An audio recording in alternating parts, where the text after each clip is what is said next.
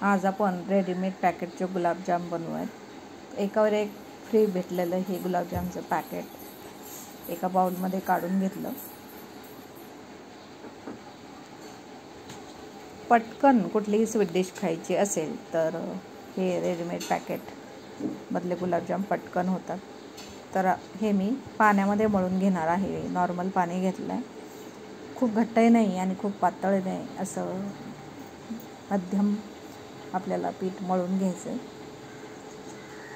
थोडं थोडं पाणी घालायचं म्हणजे एक अंदाज येतो, कारण परत आपल्याकडे पुन्हा हे रेडीमेड प्रीमिक्स नाही आहे दुसरं, तर त्याचा अंदाज घेत थोडं थोडं पाणी मी घातलं आहे। तुम्हाला हवं तर तुम्ही ते दुधामध्ये देखील मळू शकता, पाण्यामध्ये देखील छान होतात।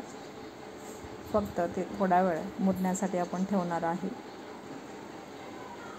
छान असं पीठ मळून झालं की त्याला आपण झाकण ठेवून बाजूला ठेवूया। कमीत कमी अर्धा तास तरी तसंच ठेवायचं। अर्धा तास नाही तर मी 1 ते 1.5 तासानंतर गुलाबजाम करायला सुरुवात केली, तोपर्यंत बाकीच्या कामांमध्येच वेळ गेल्यामुळे अर्धा तासापेक्षा 1.5 तास लागला। तर आता तुम्हाला 1.5 तासानंतर मी पीठ दाखवते। आता गुलाबजाम करायला घ्यायच्या अगोदर मी साखरेचा पाक करायला ठेवते। साखरेचा पाक म्हणजे इथे आपल्याला एकतारी पाक नाही करायचा, तर 3 ग्लास पाणी आणि 3 कप साखर मी इथे घेतली। ती आपल्याला फक्त विरघळून घ्यायची।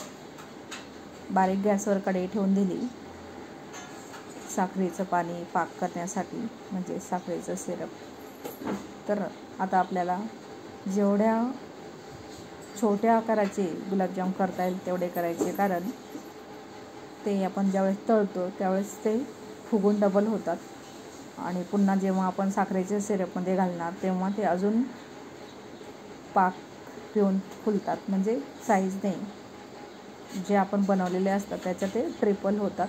तर मस्त गुलाबजाम आपले आपण करून घेणार आहोत। बाजूला एका कढईमध्ये तेल तापत ठेवलेलं आहे, एका बाजूला साखरेचा पाक होतोय। दोन्ही गॅस एकदम बारीक ठेवलेला आहे आणि आता हे गुलाबजामचे छोटे छोटे गोळे करायला भरपूर वेळ लागणार। तर घरातले जेवढे काही असतील मेंबर, कोणाला किती किती गुलाबजाम खायचे, चला बनवायला या म्हटलं की सगळे पळत येणार, विशेषतः चिल्ले पिल्ले। तर अशाच पद्धतीने आता मी हे सगळे गुलाबजाम करून घेते आणि प्रयत्न करायचा आहे एकदम सॉफ्ट गुबगुबीत असे गोल गोल गोळे झाले पाहिजेत गुलाबजामचे। त्याला थोडासा जर एक क्रॅक असेल तर मग ते तेलामध्ये फुटतात, म्हणून एकदम गोल गरगरीत गुलाबजाम करायचे। आणि गुलाबजामचं मिश्रण गुलाबजाम करताना झाकून ठेवलं तर बेस्ट आहे, कारण ते लगेच सुकतं आणि सुकले की क्रॅक जातात। तर अर्धे गुलाबजाम करून झाले की लगेचच तळायला सोडायचे आणि तळताना एकदम बारीक गॅसवरती तळायचे। तळायला घातल्यानंतर त्याच्यामध्ये लगेचच चमचा कलथा काही घालायचं नाही। चांगले लाल व्हायला लागले की मग तुम्ही चमच्याने फोकणे त्याला थोडंसं पलटी करू शकता।